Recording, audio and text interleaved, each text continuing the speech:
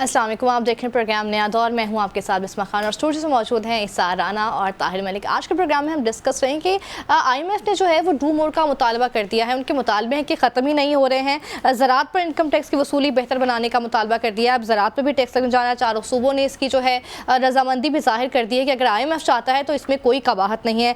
आवाम पर जो है वो सारा का सारा शराइत मानने का बोझ जो है वो डाला जा रहा है। इसके अलावा डिस्कस करेंगे कि मुस्लिम लीग नून से हुकूमत नहीं चल रही है, हम हुकूमत बनाना भी जानते हैं और गिराना भी चाहते हैं। सदर आसिफ अली जरदारी जो हैं वो ये बयान दे रहे हैं और कहते हैं कि पंजाब की क़यादत को मिल बैठकर जो है मसाइल हल करने होंगे। IMF से कर्जे लेकर आवाम का इम्तिहान लिया जा रहा है और हम इस तरह की कोई भी सूरत कबूल नहीं करेंगे जिसमें आवाम को मुश्किलात हों। तो पाकिस्तान का मुस्तकबिल, आगे सियासी मंजरनामा क्या होने जा रहा है, इस पर डिस्कस करेंगे। साथ ही बात करेंगे मखसूस नशिस्तों के केस का फैसला, मुस्तकबिल की पार्लिमानी सियासत क्या होने जा रही है। कल फैसला आना था, फिर आज आना था, अब जो है कल पे बात जा पड़ी है। देखेंगे क्या फैसला आता है, कौन सा ऐसा सोल्यूशन निकालती है सुप्रीम कोर्ट। तो आज का प्रोग्राम शुरू कर लेते हैं राना साहब से। राना साहब, अब जब जरदारी साहब ने ये बयान दे दिया है कि हम हुकूमत गिराना भी जानते हैं और बनाना भी चाहते हैं, किस तरफ इशारा कर रहे हैं जरदारी साहब? वैसे तो इसकी तरदीद आ गई है और उन्होंने कहा कि ऐसा नहीं है, लेकिन जो ज़राए हैं वो ये कहते हैं कि जरदारी साहब को जब कल ये बताया गया कि जी पंजाब में जो मुआहदा हुआ था और शहबाज शरीफ साहब से, तो उस मायदे पे तो अमल नहीं हुआ। राइट। तो आपको याद होगा कि हमने इस प्रोग्राम में मैंने कहा था कि मुआहदा शहबाज शरीफ ने किया है, मरियम साहिबा ने नहीं किया। और मरियम किसी को पंजाब में 1 इंच कुशन देने को तैयार नहीं है। राइट। ठीक है ना। तो वो मुआहदा ख़त्म हो गया, ऐसे ही है। वो मुआहदा हुआ ही नहीं था, वो तो ऐसे आईवाश था। अब जरदारी साहब ने जो कल गुफ्तगू की है पार्टी कारकुनों से, उसमें एक्चुअली उन्होंने देखें पहले दिन से जरदारी साहब क्या कर रहे हैं।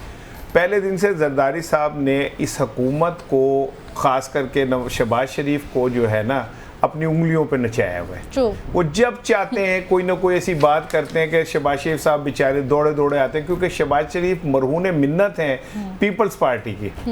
हालांकि मैं समझता हूँ कि ये पीपल्स पार्टी का बहुत बड़ा कौमी जुर्म है कि वो उन्होंने शहबाज शरीफ को के पीछे हाथ रखा हुआ है। खुद पीपल्स पार्टी इस बात को मानती है कि अगर हम ना हो तो ये अडियाला जेल में हो। ठीक है, पीपल्स पार्टी मानती है कि अगर हम ना हो तो ये सारी क़यादत नून लीग की जेलों में हो। तो मैं ये समझता हूँ कि ये पीपल्स पार्टी का बहुत बड़ा जुर्म है कि वो ऐसे लोगों को सपोर्ट कर रही है। लेकिन इसके बावजूद भी जाहिर है सरदारी साहब एक पॉलिटिशियन है, पॉलिश पॉलिटी। अब उन्होंने जो ये बात की कि हुकूमत इनसे चल नहीं रही है, कर्जे ये लिए जा रहे हैं, IMF से पैसे लिए जा रहे हैं, एक्चुअली तो देखा जाए तो उन्होंने अदम एतमाद कर दिया है हुकूमत के ऊपर। और उनका ये कहना है कि मैं खुद अब देखूंगा पंजाब को भी और बाकी मामलात को। मकसद ये कि अगर वो ये कहते हैं कि अगर ये लोग सीधी उंगलियों से घी नहीं निकलेगा तो फिर मैं टेढ़ी उंगलियों से निकालूंगा।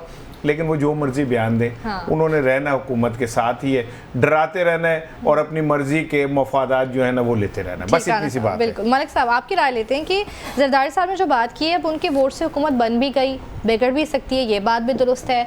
तो ऐसी सूरत में जब हमारी मईशत का कोई पुरसान हाल नहीं है, हम नए इंतखाबात की तरफ नहीं जा सकते, तो फिर क्या सूरत इख्तियार होगी?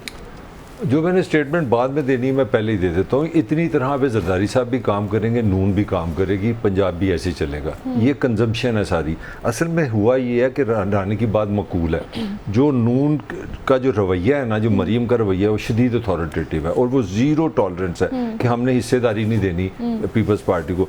उसका इफेक्ट ये हुआ है कि जब सदर साहब आए हैं यहाँ पे लाहौर में आए हैं, तो जो पार्टी के लोग हैं उन्होंने सारों ने बड़ी फ्रस्ट्रेशन शो की है, उन्होंने बेबसी शो की है कि हमें तो ठीक है, हम इत्तेहादी हैं तो हमें महसूस भी तो हम इत्तेहादी हैं। सीधी सीधी बात है। अब कहानी है क्या, ऑप्शन ये है जो असल जो रियलिटी है, मगर ये रियलिटी नहीं है पाकिस्तान की, ये सच नहीं है। जो मैं रियलिटी ये है कि लड़ाई इस वक्त जो 2 जिन है ना पाकिस्तान के पोलिटिकली, इधर इमरान खान है, इधर मुस्लिम लीग नून है। पावर किसके पास है दोनों के साथ जोड़ के हुकूमत बनाने की? वो पीपल्स पार्टी के पास है। पीपल वो जो कल जरदारी साहब ने ये जो बयान दिया ना, जिस राना ने बात करे, वो बेसिकली मैसेज दे रहे हैं नून को कि यार जरा एहतियात से चलो, इस जरा हौला हाथ रखो, मेरे पास ये ऑप्शन है। क्योंकि अगर आपको याद होगा, इस हुकूमत बनने से पहले भी पीपल्स पार्टी की तरफ से मैसेज गया था, क्योंकि पीपल्स पार्टी का एक बी प्लान है। बी प्लान ये है कि उनको एक ड्रीम है कि बिलावल भी वज़ीर आज़म बन सकता है। अब जरदारी साहब तो इस्तीफा दे के सदर से फिर वज़ीर आज़म तो नहीं ना बनेंगे चेयरमैन ने, तो वो उनके लिए एक सेकंड प्लान ये है कि ठीक है उनको ने अपनी बेसिकली पॉलिटिकल वर्क दिखाई है, मगर आई एग्री विद राना ये इसी तरह पे काम करेंगे, क्योंकि उसकी भी एक वजह, उसकी वजह यह है कि आपकी रियासत पाकिस्तान तहरीक इंसाफ पे इमरान खान पे कांटा लगा हुआ है, तो ये इस तरह की बयानबाजी जारी रही। ठीक है राना साहब, मरियम साहब की जिक्र किया इन्होंने अभी तक, तो आज तो हमने देखा कि वो मोटरसाइकिल की जो है वो तकरीब में मौजूद थी, उनकी कारकर्दगी तो बढ़ती जा रही है, ऑल्दो इत्तेहादियों ने उनका साथ दिया है और इत्तेहादियों पर अतमाद कर रहे हैं आसिफ अली जरदारी, लेकिन दूसरी जानिब अगर मरियम नवाज़ को देखें तो बीइंग अ वज़ीर आला वो काफ़ी अच्छा परफॉर्म कर रही है। वैसे तो ये वो जो किसी भी मिठाई की दुकान पे जाके आप दादाजी की फातिहा पढ़ लें मुफ्त में और कहीं ये मिठाई पे मैंने फातिहा पढ़ ली बांट दें, तो करते रहे आप ये एक मोरिया पुल के ऊपर बकरे खड़े होते हैं सदके के, मालिक साहब जब भी मुझे कोई कहता है ना कि सदका दो तो मैं उन बकरों पे सब पे हाथ फेर के घर चला जाता हूँ। अच्छा। मेरे लो सदका हो गया। अच्छा, वो स्वाब मिल जाता है। हाँ, मैं कहता हूँ मेरे तरफ से सदका हो गया। हाँ, अच्छा, ये जो बाइक्स वाला इशू है, ई बाइक्स का, ये मोहसिन नकवी का इनिशिएटिव था। ठीक हो गया। मोहसिन नकवी साहब जब निगरान वजीर आला थे तो उन्होंने ये शुरू अच्छा, किया वो था। पैसे दे के क्यों हुए हैं? ये उनका प्लान था कि ये उनके बाइक्स पैसे भी उनके हैं। डेफिनेटली पैसे तो ना मेरे हैं ना आपके हैं, पैसे तो किसी के भी नहीं है। यही असल बात तो ये पैसे तो किसी के भी नहीं है ना। पैसे देंगे। अब इस पे अगर आप पैसों की बात करते हैं ना तो मैं हैरान हूं कि सुप्रीम कोर्ट ने पाबंदी लगाई थी कि आप इश्तहारात पे वो अपनी तस्वीर नहीं दे सकते। आज अखबारात को जो इश्तहारात गए उसमें शहबाज शरीफ साहब की तस्वीर लगी हुई है ऐसे करके ना। अच्छा। कि लग ऐसे रहा है मेन फ्रंट पेज कि हाँ ऐसे करके है। तो मैंने जब उसे गौर से देखा तो मुझे ऐसे महसूस हुआ कि पुत्रा तुहानू छड्डांगा नहीं किसी नू भी। हाँ। मैं तुहाडा वो हाल करांगा।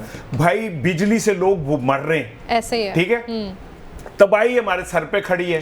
आप वो जनाब अली जाली कार्रवाइयां करके और जनाब इश्तहारात दे रहे हैं अपनी कारकर्दगी दिखाएं, कारकर्दगी के ड्रामे ना दिखाएं। ये बाइक्स जो है ये मोहसिन नकवी साहब जब वजीर आला थे उन्होंने मंजूरी दी थी, ये उनका प्लान था ई बाइक्स का।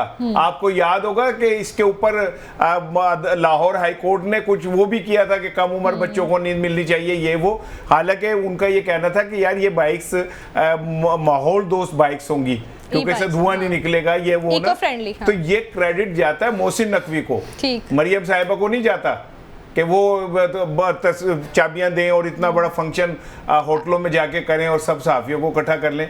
वैसे तो सहाफियों से जो मोहब्बत है ना वो बढ़ रही है। इसकी मैं मिसाल मलिक साहब आप तो बड़े बदकिस्मत हैं यार। उज़्मा बुखारी साफियों का कोई 40-50 साफियों को लेके से कोई ताल्लुक नहीं, हम 40-50 साफियों को लेके मरी और ये आप पहले ये बदकिस्मती वाला लफ्ज वापस ले। ठहर जाओ 1 मिनट ठहर जाओ।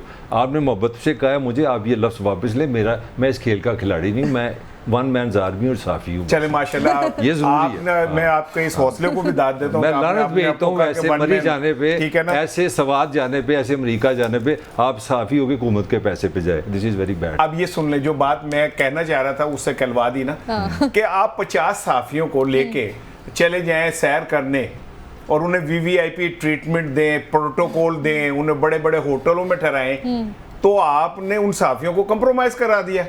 वो साफी आके आपके खिलाफ खबर कैसे दे सकते हैं? और मैं हैरान हूं साफती तंजीमों पे भी। अब और सुन ले, एजुकेशन रिपोर्टर्स जो है, एजुकेशन रिपोर्टर्स को एजुकेशन मिनिस्टर एजुकेशन रिपोर्टर्स को भेज रहे हैं सैर करने के लिए। उन्होंने कोई पैसे वैसे उनके लिए, मतलब आप किस तरह साफियों को मैनेज कर रहे हैं, ठीक है ना। और जो साफी आपकी मर्जी की बात नहीं करता आप उसे कहते हैं कि आप नहीं या गाक नहीं, ठीक है। तो मैं और चूंकि बात मैं फिर आगे मजीद करूंगा, मैं चाह रहा हूँ मलक को इन्वॉल्व कर लूँ, लेकिन आपने जो सवाल मुझसे किया था वो ये, मेरी बात आप याद रखिएगा कि ये हुकूमत जितने मर्जी इश्तहारात दे दे, रोज जब फंक्शन करे, रोज अपने टिकटॉक चलाए, बिजली का बिल इनका पीछा नहीं छोड़ेगा, बिजली इनका पीछा नहीं छोड़ेगी। और उस वक्त से डरें कि ये बिजली इनके आशियाने पे ना गिर पड़े। आशियाने पे गिर पड़ी इनके खाकस्तर हो जाएंगे और वो बिजली आवाम के गजब की सूरत में पड़ेगी इनके ऊपर। बिल्कुल राना साहब, बिजली का बहरान, आटे का बहरान कोई एक मसला थोड़ी है हमारे पाकिस्तान में। मलिक साहब, IMF से कर्जे लेकर आवाम का इम्तिहान लिया जा रहा है। सदर मुमलिकत आसिफ अली ज़रदारी साहब ने साफ कह दिया कि अब मैं खुद मैदान में आ गया हूँ, मैं देख लूँगा सबको। यार ये बयान है, कोई हल बता दे। मैं कहता हूँ पीटीए को ले आओ, मैं कहता हूँ पीपल्स पार्टी को ले आप आओ। समझ से कोई इसका और ऑल्टरनेटिव नहीं है? ये हमारी सारी ट्रेजिडी है कि हम सारी सियासत करें टिक्कर की सियासत। मतलब आप आसिफ अली जरदारी की बात करें, ताहिर मलिक की बात नहीं करते। 5 साल पाकिस्तान का सदर और उसकी जमात 6 दफ़ा पाकिस्तान को रूल करती थी, उनको नहीं समझ तो किसको समझ है? अंदर से सबको पता चल गया। अब ये जो लड़ाई भी हो रही है ना, इस वक्त लड़ाई क्या हो रही है, नून की और पीपल्स पार्टी की क्या बड़ा लड़ाई है। दोनों को ये पता चल गया कि वफाक में हमने परफॉर्म हो ही नहीं सकता। सही बात तो होगी, इतना बड़ा एक आपने जिन मुझे बस लफ्ज़ नहीं आ रहा, मुझे बिजली के बिल के लिए वो लफ्ज़ नज़र नहीं आ रहा कि अलादीन का द्यो जिन, जितने भी आपने चुड़ैलें डैने, जितनी पंजाबी की कहानियाँ सी सुनी ना, ड्रोनी ड्रोनी ड्रोनी ड्रैकुला भी डालो और भी कुछ डाल लो, सारे भी कर लो, केला बिजली का बिल काफ़ी है। आज अभी जब, क्योंकि ये तुम लोगों के सामने स्क्रीन नहीं, मैं स्क्रीन पर भी देख रहा हूँ, अभी पैमरा ने अपना नेपरा ने 8 रुपए फी यूनिट के ना उन्होंने नोटिफिकेशन कर दिया। इसके होते हुए वफाक में तो आप भूल जाएं कि पीपल्स पार्टी को नेकनामी लेगी, इसमें भूल जाएं आपको ही नेकनामी लेगी नून। अब नून की क्या लड़ाई है, दोनों एक ही लड़ाई रहे हैं। वो अपने सिंध में इश्तिहार दे रहे हैं, ये पंजाब में इश्तिहार दे रहे हैं। अब दोनों को ये समझ आई है कि यार वफाक तो आज से जाने ही जाना है। मैं जो मेरी असेसमेंट है, इसीलिए दोनों हर रोज़ अगर आप उनके भी इश्तिहार देखें इनके, और ये काम भी कर रहे हैं। मैं ये नहीं कह रहा कि दोनों खाली इश्तिहारत कर रहे हैं, वो अलग बात है कि लोग उसको बाय करते कि नहीं करते।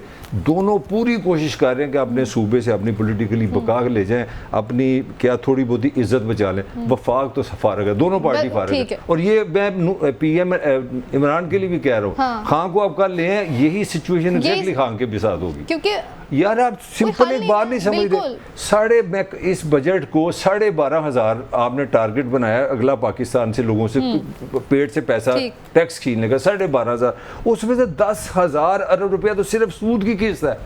जो मुल्क कर्जा लेगा वो तो सारा आपका सारा जो पाकिस्तान का कॉन्सेप्ट है ना, वो इस वक्त वफाक जो चला रही है, इधर से कर्जा लो, इधर से कर्जा दो, तो कौन सी पार्टी से कोई नजर नहीं आ रहा मलिक साहब। अच्छा राणा साहब, नवाज शरीफ किधर है? नवाज शरीफ साहब ठंडी हवाओं के अंदर हैं। अच्छा, मरी गए हैं वो भी? नहीं, वो मरी से भी आगे। अच्छा, क्योंकि उनसे गर्मी बर्दाश्त नहीं होती। ठीक है। और दिलचस्प बात यह है कि कल शहबाज शरीफ साहब ने अपनी काबीना पे खुद अदम एतमाद का इजहार कर दिया। ठीक है। और उन्होंने अपने वुज़रा को कहा है कि भाई तुसी बंदे दे पुत्र बन जाओ। इसका मतलब ये है कि उन्हें पता है कि ये काम नहीं कर रहे। ठीक है। आप उस तस्वीर को देखें मलिक साहब, जो वज़ीर आज़म के, उसमें एक मिनिस्टर अपनी टांग के ऊपर टांग रख के ना ऐसे करके बैठा हुआ है। यानी कोई प्रोटोकॉल, कोई इज्जत होती है प्राइम मिनिस्टर की, वो भी नहीं है। उस तस्वीर को देखें जैसे कोई दोस्त आपस में बैठे हैं। He is the prime minister. चलिए, जैसे फार्म 47 के प्राइम मिनिस्टर हैं तो सही ना? ठीक है। तो जो वजीर आज़म अपनी काबीना पे अदम एतमाद कर रहा हो, अब नवाज शरीफ साहब की सुन लें। नवाज शरीफ साहब मुस्लिम लीग नून के सरबराह हैं। कल पार्लिमानी पार्टी का जो इजलास हुआ उसमें तो वो नहीं थे। क्यों नहीं थे? सिर्फ ये इस्लामाबाद में इजलास हो रहा था, वो छिंगा गली के पता नहीं केड़ी गली, वहां बैठे थे, आधा घंटे का ट्रैवल था। वो उसमें नहीं थे। ठीक है। फिर क्या कहते हैं, पीपल्स पार्टी और मुस्लिम लीग नून के जो मुज़ाकरात हुए, वो तो मुज़ाकरात सरबराह से होने चाहिए थे, वो उसमें भी नहीं थे। एक्चुअली नवाज शरीफ साहब सियासत से रिटायर हो चुके हैं। ठीक। उनका मुस्तकबिल सियासत में खत्म हो चुका है। ठीक है। लतीफे इस मुल्क के सुन ले, बंदे का दिल करता है कह मारे। कल एक खबर चले, टिकर चल रहा था कि नवाज शरीफ साहब ने इसहाक डार को हिदायत कर दी कि महंगाई कम करें। अच्छा, लो जी, अब तो कम हो गई है। अब तो आज फर्क पड़ा है। रात को उन्होंने हिदायत की है, सुबह में उठाऊं तो दुकानों पे लोगों के रश में क्या हुआ कि जी महंगाई खत्म हो गई है, क्योंकि नवाज शरीफ साहब ने हिदायत फरमा दी। ठीक है, हिदायत फरमा दी उन्होंने। अगर मुझे राणा यार अपडेट रखो, 7 बज के हमारे शो से 1 मिनट पहले 8 रुपए यूनिट का इजाफा हो गया। और नवाज शरीफ जी मैं भाई साहब इसमें और क्या मोस्ट महंगाई कम करें? अब सुन लेना 1 मिनट। नवाज शरीफ साहब तो कुंजी लेके आए थे, ठीक है ना, और वो कुंजी से मुल्क के मसाइल हल होने थे। और कुंजी कितने चली गई? इसहाक डार तो वहां से आए थे कि इसहाक डार के डर से डॉलर डूब जाएगा। तो कहां गए इसहाक डार? कहां गए वो जो तो इस मुल्क को बचा लो? नवाज शरीफ तब भी ऐसे ही हुआ, ठीक है ना। तो अब नवाज शरीफ साहब, मैंने जो आपको बात बतानी थी वो कि नवाज शरीफ साहब प्रैक्टिकली सियासत से आउट हो गए। उनका मुस्तकबिल खत्म हो चुका है। पाकिस्तानी सियासत में नवाज शरीफ का कोई मुस्तकबिल नहीं है। ठीक है, यही वजह है कि उन्होंने अपने आप को बिल्कुल डिसएसोसिएट कर लिया और वो अब मुस्लिम लीग के जो पार्लिमानी इजलास होते हैं उसमें भी शरीक नहीं होते। आपको भी ये लगता है सब उन्होंने मुकम्मल तौर पे हाथ खड़े कर लिए हैं कि बस भाई मुझे साइड पे रखो? मेरा हाल है बड़ी खौफनाक प्लानिंग है। पर्सनल लेवल पे मैं बात कर, नवाज शरीफ की प्लानिंग क्या है? देखो प्लानिंग ये है कि वहाँ पे छोटी पे अपने भाई को ले आया, भाई के आने से आपको एक राहत मिल गई वफाक की। मैं बार बार कह रहा हूँ नून की नवाज की सारी पॉलिटिक्स है पंजाब में मरीम को इन रखना, वो अपने आप को पहले ही ओट कर चुका। और अगर आप ये कोई 1 साल पहले के टॉक शोज निकाल लें, मैं अपनी तारीफ नहीं करना चाह रहा, बेशुमार लोगों ने ये कह दिया था कि नवाज की सारी जो कॉन्सेंट्रेशन ऑफ पावर है ना वो नवाज अपनी बेटी के लिए। और इस वक्त ये ठीक है, इसने सही आइडेंटिफाई किया, दे आर वर्किंग ऑन जनरेसी अपनी जगह। मगर आप देखें मरीम के सारे जितने काम है उसमें जो चीज़ सबसे ज़्यादा आपको नजर आएगी नुमाया, वो मीडिया कवरेज है। ओस्टेंटेशन कह लें इंग्लिश में, नुमाइश कह लें, प्रोपोगंडा कह लें, अपना इमेज बिल्डिंग है।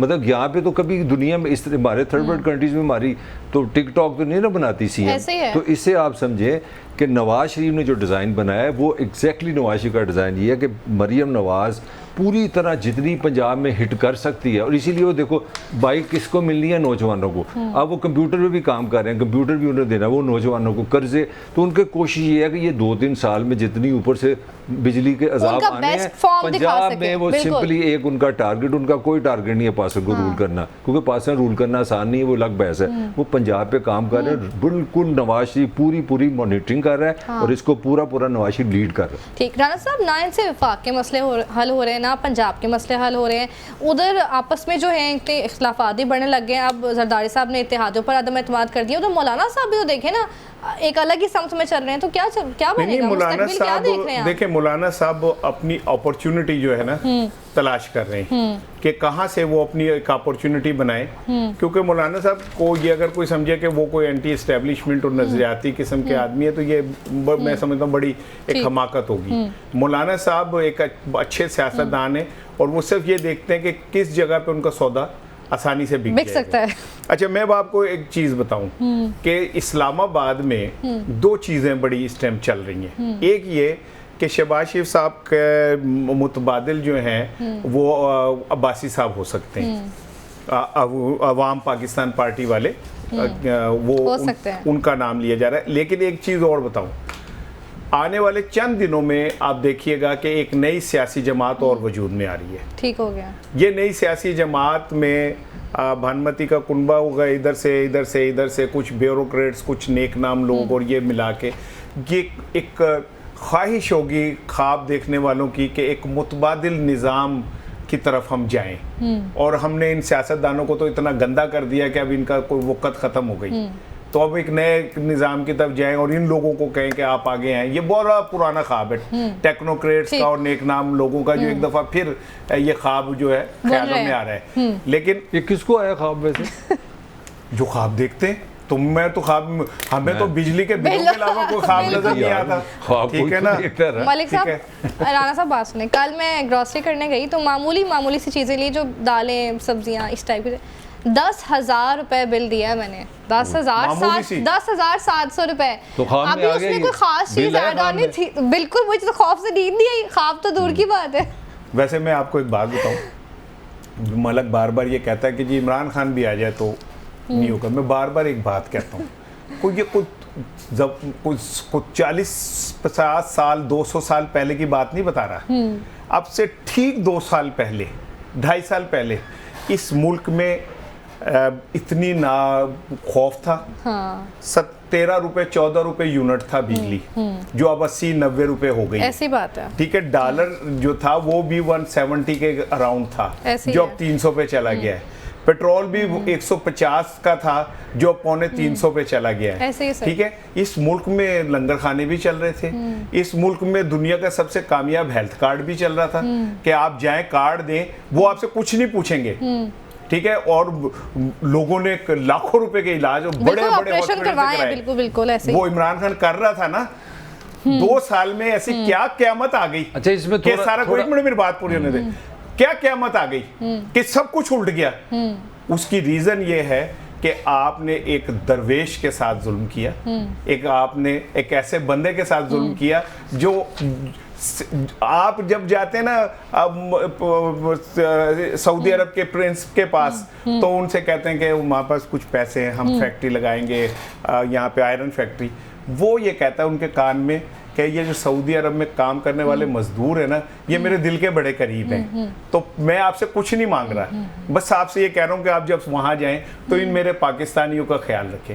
वो पाकिस्तानियों की बात करता था, शायद यही उसका जुर्म था। बस मैं तो ये समझ। मलिक साहब, नवाज शरीफ के पीछे हटने की वजह से या उनके होने की वजह से जो है शाहिद खान अब्बासी साहब ने भी अपनी पार्टी बना ली, पाकिस्तान अवाम पार्टी, तो उसमें आपको क्या लगता है कि इस तरह से जब नई नई पार्टीज बनती हैं, पुराने लोग अलग हो जाते हैं, तो सब अपना अपना ही क्यों सोच रहे हैं इस टाइम? मैं उसमें आता हूँ, मगर मैं खान की वो जो मैं चाह रहा था, राना को मैं जो कमेंट करना चाह रहा मैं वो कर लूँ।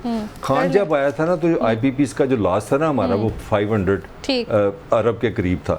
जब खान थोड़ा सा 2-3 साल में गया तो 1400 अरब तक वो भी ले गया था। मेरा आर्गूमेंट ये है कि 3.5 साल में ठीक है, खान से पहले जो हुकूमत थी उसके नवाज शरीफ के इससे भी अच्छे हालात थे, उससे पहले आप चले जाएं पीपल्स पार्टी के हालात इससे भी अच्छे हैं। तो खान को अगर आप उसकी कारकर्दगी देखें ना, तो जो मुसलसल पाकिस्तान में जवाल आ रहे हैं वो भी उसी में शामिल था। और मुझे अच्छी तरह याद है कि 2-2.5 साल के बाद ये डिस्कशन होनी शुरू हो गई थी PTI में कि यार ये दोबारा इलेक्शन होंगे। बल्कि मैं आज ही सुन रहा था गौहर को, गौहर प्रेसिडेंट पार्टी खुद कह रहा था कि अगर 5 साल रहते तो शायद हम जो अगर हमें इस तरह ना निकाला जाता तो हमारे लिए इलेक्शन जीतना मुश्किल हो जाना था। ये कंसिस्टेंट चीज़ है। मैं जिस पॉइंट पे, मेरा जो आर्गूमेंट है, मेरा आर्गूमेंट है पाकिस्तान को जब तक कोई हुकूमत IPPs को नहीं ललकारेगी, इन मुआहदों को माइनस नहीं करेगी, आप नहीं इससे बचते। अब मैं आपके सवाल की तरफ आ जाऊँ, जो ये गलत फहमी है ना, अब ये जो कह रहा था इसने तो आज मैं थोड़ा सा राना बन जाता हूँ। ये जो एस्टैब्लिशमेंट का ख्वाब है ना कि हम 2-4 पढ़े लिखे लोग अंग्रेजी बोलने वाले इकट्ठे करके पार्टी बना के मुल्क चला लेंगे,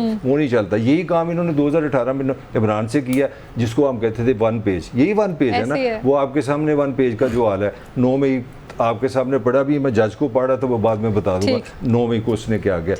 1906 में मुस्लिम लीग नून बनी है, कोई 125 साल हो गया, अभी तक वो बच्चे दे रही है। कभी नून, पी, जीम, काफ उनसे निकल रहा है। यार दुनिया की कौन सी 5वीं पॉपुलेशन है, आज पार्टी 4 बंदे बनाए इंग्लिश बोले और अगले दिन आगे वो कोई हम इलेक्शन जीतेंगे। इस तरह नहीं होता, दुनिया इस तरह नहीं चलती और अवाम भी उस तरह से नहीं चलती। 3 बंदे लेके चले थे, मैं जो नाम भी आपसे पूछ रहा था, शाहिद खान अब्बासी, ये 3 रूह बने थे, मिफ्ता इस्माइल, और ये दुनिया में पहली दफा पाकिस्तान में होगा मुस्तफ़ा, नवाज, खोकर, मिफ्ता और शाहिद इकट्ठे शो में जाते थे। 3 बंदों ने पार्टी बनानी है, परसों पार्टी बनी है तो खोकर गायब हो गया। अच्छा। यानी 3 में से भी 2 रह गए, अभी पार्टी बनी 2 दिन नहीं हुए। खुदा का सिलसिला जारी रहेगा, इस ब्रेक के बाद भी साथ रहिए।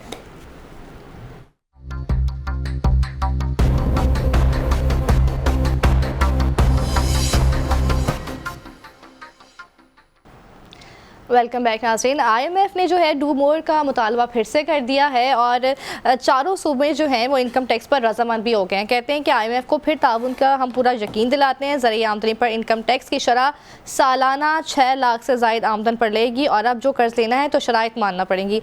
आवाम, किसान सब परेशान हैं, लेकिन IMF की शराइत जो है ना वो पूरी करना बहुत ज़रूरी है। मालिक साहब क्या कहते हैं? देखिए, ये हमारे यहाँ की अजीब सी बहस है, ज़रिए टैक्स, ये टैक्स किस पे होता है? टैक्स ज़राअत पे नहीं होता, टैक्स तरह पे, टैक्स इनकम पे होता है। पूरी दुनिया का तस्वर ये है कि रियासत जो है एक खिदमत सर्विस प्रोवाइडर इदारा है, वो लोगों को इकट्ठा करती है, मुलाजमत देती है, लोग उसके लिए टैक्स देते हैं, रियासत मुल्क को चलाती है। ये एक सिंपल सा फार्मूला जो हमें समझ नहीं आ रहा, हमें तो रियासत की भी नहीं समझ आ रही। रियासत का काम है कि वो शहरियों की ज़िंदगी बेहतर बनाने के लिए सर्विसेज प्रोवाइडर करे और उसके लिए वो तनख्वाह लेती है, जिस तरह हम तनख्वाह लेके टॉक शो करते हैं, ये रियासत का काम है। अब मुझे ये बताओ कि एक रियासत पाकिस्तान है, इसने 3 गिरेबान पकड़े हुए हैं। एक तो इसने तनख्वाहदार बंदा है, वो उसको पता है कि क्योंकि वो तनख्वाह हमारी बैंक से जाती है, हमारा गिरेबान पकड़ा हुआ है। दूसरे ने पकड़ा हुआ है बिजली का बिल, तीसरा पकड़ा इन्होंने पेट्रोल, क्योंकि ये भी इनकी एफिशिएंसी नहीं। आप सुन के रह रहे जो कि FBR जो है वो 90% टैक्स इकट्ठे करने की जरूरत ही नहीं है उसको। मैंने जो तीनों टैक्स बताए हैं, ये भी कितना बड़ा फ्रॉड है, कितना बड़ा महकमा रखा है। 3 टैक्स जहाँ से आप सारे पैसे, अभी आज मैं आपको बता रहा हूँ 860 अरब रुपए के टैक्स सिर्फ बिजली के बिलों से इन्होंने डाका मारा। कितने? 860 अरब रुपए सिर्फ बिजली के बिलों से टैक्स। ठीक, अब देखिए यहाँ कितनी अजीब बहस उन्होंने रखी है। IMF वाले अच्छे हैं, बुरे हैं, गंदे हैं, वो हमारा इशू नहीं है। मैं अब आपको बता रहा हूँ वो आपको क्या कह रहे हैं। वो कह रहे हैं भाई खुदा का खौफ खाओ, हमसे तुम लेने आते हो उधार, तो हमें तुम जहाँ जहाँ इनकम है वहाँ से टैक्स लगाओ। अब राना अगर मिसाल है 1 करोड़ रुपया कमा रहा है, टैक्स किस पे होगा? टैक्स ज़राअत पे नहीं है, 1 करोड़ रुपए पे है। मेरी अगर सैलरी 1 करोड़ है इनकम पे होगा, तो इसका मतलब हाँ टैक्स इसको बोल दो। अगर तुम्हारा पेट्रोल पंप है तो तुमसे जो टैक्स लगा यूज करना, पेट्रोल पंप टैक्स नहीं होगा, इनकम टैक्स है। तो वो कह रहे हैं कि जनाब आप जिसके मुल्क में जिसकी इनकम इससे ज़्यादा वो रियासत को पैसे दे, और आपने 3 फार्मूले निकाले हुए हैं। असल तो गुना इस रियासत का ये है, ये डाका डालती है तरहादर तबके पे। मैंने कल भी आपको बताया था, ये पूरी दुनिया में मैंने इस तरह की कोई चीज़ नहीं सुनी। जिस बंदे की ज़्यादा इनकम है ना, उस पर 45% टैक्स है, इनकम टैक्स, और उस पर 10% सरचार्ज टैक्स। दुनिया को ये समझ नहीं आता। बिल्कुल ऐसे। राना साहब, ज़राई अद्वियात, खाद महंगी, आखिर किसान कहाँ जाए? देखें, जो कमर्शियल और ज़रई और बल्क सार्फिन है ना, उन पे नेपरा ने 8 रुपए का पर यूनिट इजाफा किया है। ठीक है, तो ये तो उन पे किया है, लेकिन देने हमने हैं। क्योंकि जब कमर्शियल रेट बढ़ेगा या ज़रई रेट बढ़ेगा, ये बल्क का मतलब ही ये है कि जो लोग बड़े पैमाने पे बिजली इस्तेमाल कर रहे हैं, प्रोडक्शन कर रहे हैं, तो अल्टीमेटली उन्होंने क्या जाना है? उन्होंने तो जैसे अभी आप कर रहे हो 10,000 के आपने ग्रॉसरी ली, जो आप 6,000 की लेती थी, ऐसे ही 4,000 बढ़ गए, तो वो दूध के डब्बे पे मजीद बढ़ा देंगे। ठीक है ना। वो जो डेयरी फार्म है या जो किसान जो चीज़ें प्रोडक्ट है उनकी, उसमें बढ़ा देंगे। ठीक है। अभी आप, और इस कहानी में एक ट्विस्ट है, वो ट्विस्ट ये है मलिक साहब कि घरेलू सार्फिन पे 7 रुपए का भी केस नेपरा में चल रहा है, जो आज समाअत मुकम्मल हो गई है। 7 रुपए का, इसका मतलब मजीद इजाफा हो सकता है। मजीद इजाफा होगा, बिल्कुल। तो एक ऐसा मुल्क जिसके 94% रहने वाले उस मुल्क में रहना ही ना चाहते हो, और ऐसा मुल्क जिसके ऊपर बैठे हुए 6% जो लोग हैं, उन्हें यही नहीं समझ आ रही कि हम इस मुल्क को इतना ना निचोड़ें कि कहीं इसमें से खून निकलने लग जाए, हम इन गरीबों को इतना ना कुचलें कि ये कहीं मरते मरते हमारा गिरेबान पकड़ ले। ऐसे ही है। ठीक है ना। आपने तो प्लान किया हुआ है कि आप मुल्क से बाहर चले जाओगे। जब आपका इख्तिदार खत्म होता है, आप मुल्क के बाहर चले जाते हो। जब आप नौकरी से फारिग होते हो, आप मुल्क के बाहर जाके स्टे कर लेते हो। हमने तो 24 करोड़ कीड़ों ने यही रहना, आपने तो यही रहना, बिल्कुल। ठीक है ना। तो हमारा क्या कसूर है? कितने। और लेकिन मुझे नहीं समझ आ रही इस मुल्क की अदालतों के ऊपर के वो अंधी, वाकई अंधी है, वो इस जुल्म पे बोलती ही नहीं, कहीं बात ही नहीं करते वो लोग। उनके लिए सबसे बड़ा केस इद्दत है। उनके लिए ये केस कोई केस नहीं है कि 24 करोड़ लोग भूखे मर रहे हैं, उन पे बिजली जो है गिरा दी गई है, उन पे गैस गिरा दी गई है। अब प्रोटेक्टेड सार्फिन जो थे उनको भी नॉन प्रोटेक्टेड कर दिया गया है। ठीक है, कोई फर्क नहीं पड़ रहा। मैंने अपनी जिंदगी अपनी लाइफ में मैंने दुनिया के बहुत मुल्कों को पढ़ा है, वो देखा है, इतनी अबतरी, इतनी बेबरकती, इतनी मायूसी, इतनी नाइंसाफी, इतनी खुदगर्जी, इतनी बेशर्मी मैंने किसी हिस्ट्री में नहीं पढ़ी जितनी मैं आज के दौर में से गुजर रहा हूं। और ऊपर बैठ के आप 6 कैमरों से टिकटॉक बना के मुस्कुराते हुए आप कह रहे हैं कि सब कुछ ठीक है, हमें बेवकूफ बना रहे हो, लैपटॉप पकड़ा दोगे। और जो 2.25 करोड़ बच्चे स्कूल नहीं जा रहे उनको क्या करोगे? क्या बातें कर रहे हो, कौन पूछता है वहां? ई-बाइक्स दे दोगे। और जो लोग सड़कों पे लूट फिर रहे हैं ट्रांसपोर्ट के लिए, उनका क्या करोगे? बेवकूफ बनाते हो सबको। और हम, आई एम सॉरी, वही जो बात अभी थोड़ी देर पहले हुई थी कि आप सहाफियों के बल्क ले जाओगे सैर कराने के लिए और मैनेज कर लोगे। वैसे 75 लाख बच्चे कम कर दिए, 2.25 करोड़ नहीं 2.5 करोड़ है वो आपने जो करेक्शन कर रहे हैं। 75 लाख बच्चे कम कर दिए राणे ने गुस्से में। खा गया मैं। हाँ, खा गया मैं, रियासत बन गया हूं मैं। 75 करोड़ तो 75 लाख मेरे बच्चे रियासत बन गया मैं। मलिक साहब, मैं वो कहते हैं एक जुमला, बस एक जुमला कि बादरी दे पैर साड़ देने ना अपने बच्चे को थल्ले ये खा गया 75 लाख बच्चे कम बोले। आज हम, मुझे ऐसा लग रहा है कि साडे बादरी दे पैर सड़े ने सासी थल्ले आ गए, बस और कोई नहीं। मलिक साहब, फ्लावर मिल्स भी जो है अब हड़ताल पे जा रहे हैं, तो ये फ्लावर मिल्स जो हैं मालिकान, वो भी कल से हड़ताल पे जा रहे हैं, ऐलान कर दिया। हाँ। वो भी मैं बार बार कह रहा हूँ कि आपने जहाँ आप जा रहे हैं अच्छा, इसमें एक चीज़ ऐड करना चाहूँगी, माजरत आपकी बात काटती हूँ।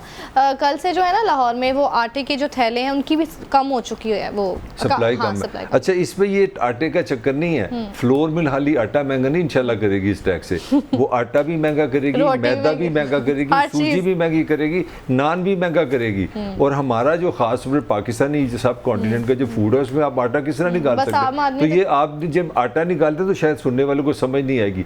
इसमें बाकी आप जब जो हलवा पूड़ी खाती हैं वो भी महंगी होगी, आप जो मिठाई खाते हैं उसमें मैदा जाता है वो भी महंगा होगा।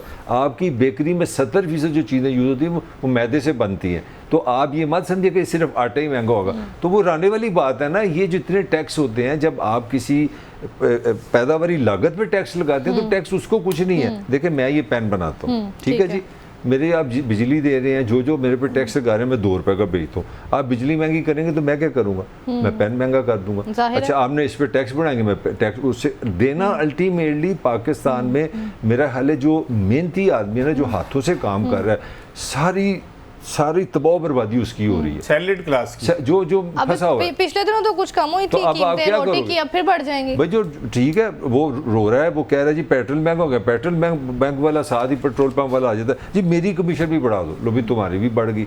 अच्छा जी, इनकम ओवरऑल जिसकी मिल है, वो क्या कह रहे हैं? वो कह रहे हैं जी आपने टैक्स लगाया तो ठीक है, मैं आटा महंगा करने की इजाजत दे दें, उनको मिल भी जाएगी। आज़ाद कश्मीर वाले बाहर इकट्ठे हो गए ना, वो 5-6 शहरों को इकट्ठे हो गए, उनको 80 अरब रुपए दे दिया, ना हम आपकी बिजली महंगी नहीं करते। तो यहाँ जो पंजाब में है, जो सिंध के लोग हैं, वहाँ को डॉलर को मारे। आपको याद है पिछले दिनों किसान सारे इकट्ठे हुए थे, क्या बना? यहाँ पे ऐसे तजाज से कोई फर्क नहीं पड़ता।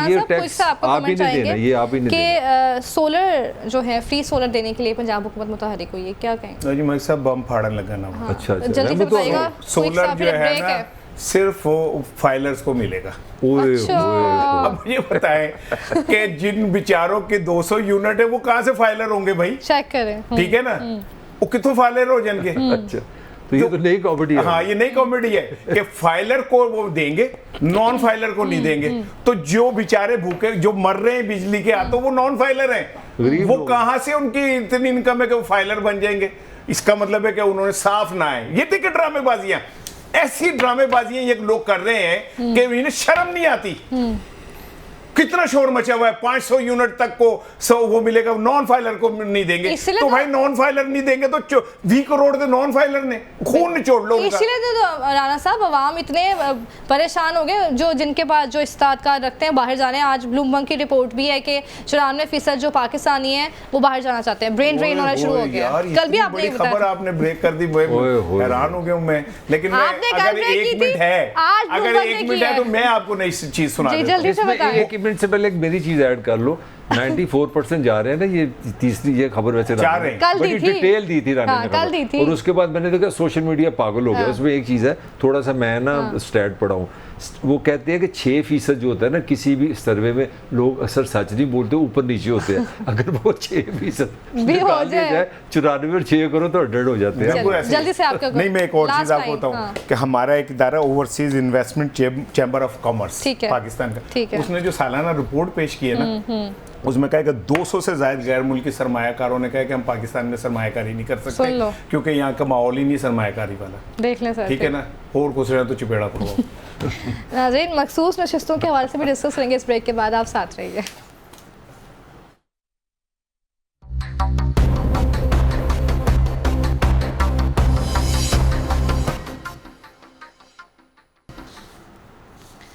वेलकम बैक नाज़रीन। सुप्रीम कोर्ट ने सुन्नी इत्तेहाद काउंसिल की मखसूस नशिस्तों से मुतल्लिक जो फैसला है वो कल सुनाने का कह दिया है। मलिक साहब, क्या लगता है क्या फैसला आने जा रहा है कल?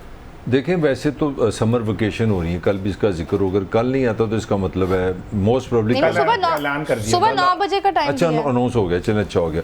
अब देखें इस वक्त जो टर्निंग पॉइंट बन रहे हैं ना, पहले हम आते हैं इलेक्शन कमीशन पे। जो इलेक्शन कमीशन की स्टेटमेंट है, जो अभी तक अगर उसको सामने रखें तो उनके मुताबिक सुन्नी कौंसिल के जो सदर हैं, उन्होंने सुन्नी कौंसिल की कागज़ ही नहीं जमा कराया कि मैं आज़ाद हूँ, ठीक है। उन्होंने कोई मखसूस नशिस्तों के लिए अप्लाई नहीं किया, उनके कोई कैंडिडेट ही नहीं है, ठीक है।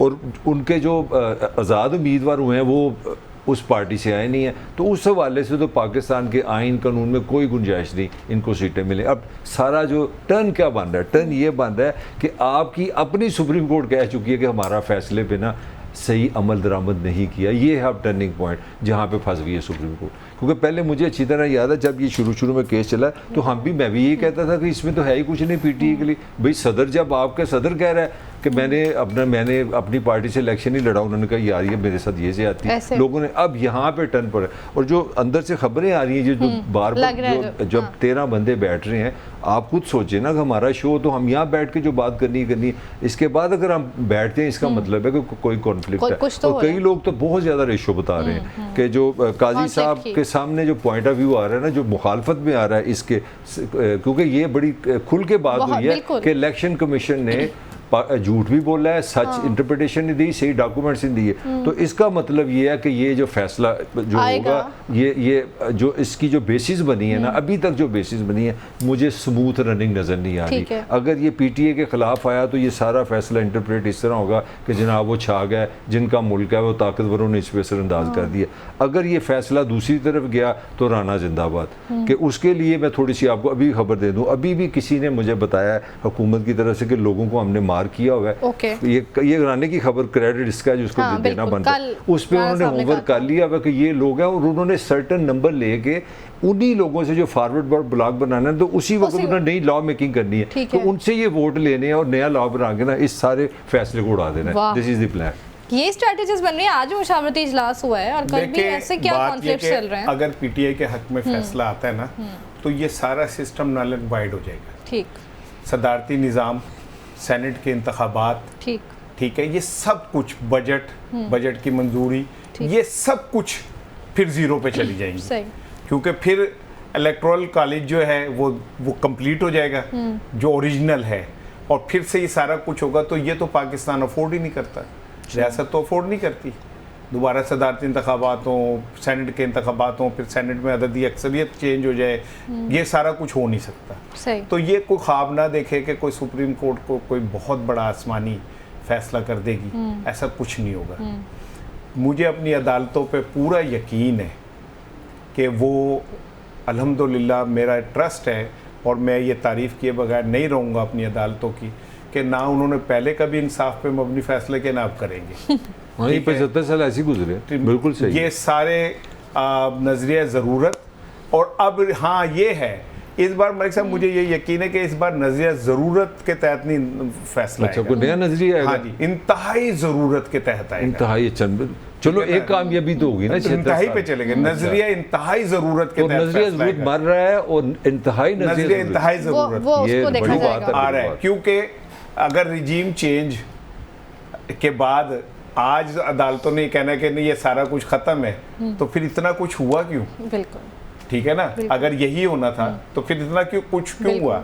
और जब तक काजी साहब बैठे हुए, मलिक तो थोड़ा सा वो कर जाता है, भाई मैं तो कहूँगा, जब तक काजी साहब बैठे मुझे ये यकीन ही नहीं है कि कोई ऐसा फैसला आ सकता है जिसको हम ये कहें कि यार ये फैसला जो है ना तवक्को के खिलाफ है। ऐसे ही है, ठीक है। आखिरी बात सिर्फ मैं इतनी कहूँगा कि कल का दिन जो है ये पाकिस्तान की तारीख जो है ना उसको मुरतब करने जा रहे हैं। ये मलिक साहब ज़रा मित्र देखें, ये लिडो में सांप सीढ़ी का खेल का कल फैसला होना है। कल अगर फैसला आइन और कानून के तहत आया मसलहतों के बगैर, तो ये सीढ़ी है जिस पे जमहूरियत पैर रख के ऊपर चली जाएगी, ठीक है। और नहीं तो ये वो सांप है जो हर बार डंग जाता है हमें, 99 पे आके सांप हमें डसता है और हम 0 पे आ जाते हैं। ये सांप सीढ़ी के खेल का कल फैसला होना है। और एक बात बस मैं और कहूंगा कि जो भी फैसला होगा, जो जज फैसले करेंगे, तारीख या उन्हें कभी माफ नहीं करेगी, या तारीख जो है ना कभी उनको हीरो से कम दर्जा नहीं देगी। बस मैं ये कहूँगा। मलिक साहब आपको क्या लगता है? वो तारीख थ्रू लिखी जाएगी, वो तारीख की किताबें बनती हैं, फिर रद्दी बन जाती है, उस पर पकौड़े बिकते हैं। पहले भी बड़ी तारीख बनी है हमारे यहाँ, 58 भी हुआ, बड़ा कुछ हुआ। हाँ। अब चक्कर ये है कि देखें इसमें एक कैद जो आ रहा है ना, आपकी पेशावर जो हाई कोर्ट का फैसला है ना, वहाँ से मसला हुआ है। उसको पाकिस्तान की सुप्रीम कोर्ट ने काजी साहब की सरबराही में होने वाले बेंच ने ये कहा था कि ये बल्ला वापस जो फैसला, अब वो उसको बहाल करें। हाँ। जरा थोड़ा सा यहाँ पे भी क्योंकि उन्होंने फैसला किया हुआ है ना। अब खुद समझ नहीं आ रही कि उलझ से गए। अगर वो कह रहे हैं जी हमारी इंटरप्रिटेशन ठीक नहीं हो रही, ये भी ठीक नहीं। दूसरी तरफ ये मैं पढ़ रहा था, ये जो लाहौर की दहशतगर्द अदालत है उसकी जो तफसीली फैसला है वो तो जनाब आपके जज साहब ने जो लिखा है उसमें तो लिखा है कि खान साहब ने डॉक्टर अपना यास्मीन राशिद को इंस्ट्रक्शन दी थी कि मैं अगर गिरफ्तार हो जाऊं, और वो कह रहे हैं हमारे पास रिकॉर्ड भी है, मैं अगर गिरफ्तार 9 मई को हो जाऊं तो तुमने ये करना है, इन बिल्डिंग पे जाना है। वो तो जो मैं डिटेल पढ़ी है तो वो तो मुझे लगता है कि भाई जो मेरा आर्गूमेंट चल रहा है कि रियासत ने तो दरवाजे बंद रखे हैं, वो तो मेरी मजीद वो तुम्हें हो गई जो मैंने डिटेल पढ़ी है, वो इतनी वो सीधा डायरेक्ट कहाँ पे है कि ये चीज़ें हमारे पास एविडेंस है, ये कहा गया है फलां हुआ, ये बिल्डिंग के नाम रखे गए थे, और जज साहब ने ये फैसले में लिखा हुआ है कि ये रियासत को चैलेंज है, ये रियासत के खिलाफ साजिश है, ये फौज के खिलाफ ये नाकाबिल बर्दाश्त नहीं करनी। तो ये तो एक तस्वीर हो गई रियासत की, दूसरी है। तो मेरा ख्याल है जिस तरह राना कह रहा है, मेरा ख्याल है तारीख इस तरह को मुझे नुमाया होती नहीं नजर आ रही। अल्टीमेटली को बीच में होम्योपैथिक चीज़ आएगी, और अगर ये हाथ से निकल भी गई, ये मैं आपको एक सेंस देना चाह रहा हूँ, अगर तारीख ने अपना आप दिखाने की कोशिश की कोई राना तरह का रोमांस आ गया कि हम तारीख में जाने चाह रहे हैं, तो आप देखेंगे आपकी असेंबली जो है ना वो एक सिंपल लॉ हफ्ते 10 दिन में बना के तारीख को फिर जीरो कर दी। ठीक है, जैसे कि मलिक साहब भी कह रहे हैं कि इस तरह की कोई चीज़ सामने आ सकती है। राना साहब आपको क्या लगता है कि जैसे कि सारे जजेस हैं उनके आपस में राय का इतना इख्लाफ है, कल किसी स्टेज पे आपस में पहुंच जाएंगे या होम्योपैथिक सही रहेगा सब? नहीं, होम्योपैथिक तो नहीं होगा। जो अभी मलिक साहब दहशतगर्दी की अदालत के वो बता रहे हैं उसमें मेरी 2-3 चीज़ें थी। ये मेरे लिए कोई नई बात नहीं है। मेरे लिए तो मोहतरमा फातिमा जिन्ना भी मैंने देखा कि वो गद्दार थी, जुल्फ़िकार अली भुट्टो भी गद्दार निकला, ठीक है, और बहुत सारे लोग गद्दार निकले, अब इमरान खान भी गद्दार निकल आए हैं। हमारी बदकिस्मती है कि हमारी पॉपुलर लीडरशिप हमेशा गद्दार निकली है, दुख वाली बात। बेनज़ीर भी सिक्योरिटी, मोहतरमा बेनज़ीर भुट्टो भी सिक्योरिटी रिस्क थी, ठीक है ना, तो ये गद्दार थे सारे।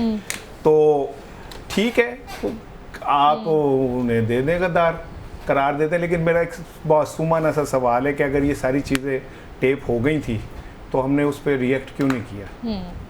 अगर हमारे पास ये इन्फॉर्मेशन आ गई थी तो हमने उस इन्फॉर्मेशन के जवाब में कोई कार्रवाई रद्द अमल क्यों नहीं दिया? तो ये सब वो ऐसी बहुत सारी चीज़ें हैं राना साहब जो जिनके जवाब नहीं आए तो बेहतर है, या नहीं मिले तो बेहतर है। कहूँगा कि लेकिन आगे बढ़ो लास्ट आपसे हल क्या है? किसका हल? इन सब मामलात को हल करने का। ये देखो ये चीजें तो डेफिनेटली कॉम्प्लेक्स होती जा रही है। किसी स्टेज पे तो पहुंचना ही है ना। मैं कोड करूंगा वन लाइनर बस। मैं वन लाइनर खान को कल कोड करूँ। खान ने एक बात बिल्कुल सेंसिबल की, जो मेरा भी पॉइंट ऑफ व्यू है। उसने एस्टेब्लिशमेंट से एक बिल्कुल एक मुतालबा कह लो, रिक्वेस्ट की है कि आप सिर्फ इंश्योर कर दें फेयर फ्री इलेक्शन। मैं समझ दो पासा निकल जाएगा। ठीक है राना साहब, आपको लगता है को डील कर लेनी चाहिए, कोई किस तरह से कुछ सूरत निकल आएगी? तारीख जब लिखी जाएगी ना तो ये लिखा जाएगा कि एक शख्स था जो डेमोक्रेसी की बात कर रहा था, अवाम की इज्जत की बात कर रहा था, मैंडेट को तस्लीम करने की बात कर रहा था, इदारों को अपने हदूद में जाने की बात कर रहा था, जो जमहूरियत की बात कर रहा था। दूसरी तरफ वो लोग थे जिनके ऊपर मुल्क के ख़जाना लूटने के इल्ज़ामात थे, जो नाअहल लोग थे, जो कंधों पे बैठ के आए थे, और उन्होंने इस मुल्क की इकानमी का बेड़ा गर्क कर दिया। तारीख ये लिखेगी। हल क्या है? हल अभी बहुत दूर है, लेकिन एक बात ध्यान में रखिएगा कि ये मुल्क हमेशा ताबद रहेगा। ये मेरा यकीन है, मेरा अपने रब पे यकीन है, क्योंकि ये मेरे रब और नबी पाक सल्लल्लाहु अलैहि वसल्लम के नाम पे लिया हुआ मुल्क है। इस मुल्क में मैंने देखा है कि जिन लोगों ने साजिशें की ना, वो कभी फले फूले नहीं। ब्रिगेडियर बिल्ला की वीडियो देख लें वो लोग जो ये समझते हैं ना कि कभी जवाल नहीं आता। जो ब्रिगेडियर बिल्ला की वीडियो आई है ना, उससे बहुत कुछ समझ आ जाए। ठीक है नाज़रीन, मखसूस सेशंस के केस का फैसला सुबह 9 बजे आने जा रहा है, देख क्या बनता है। आज के प्रोग्राम से इतना ही। अल्लाह हाफिज़।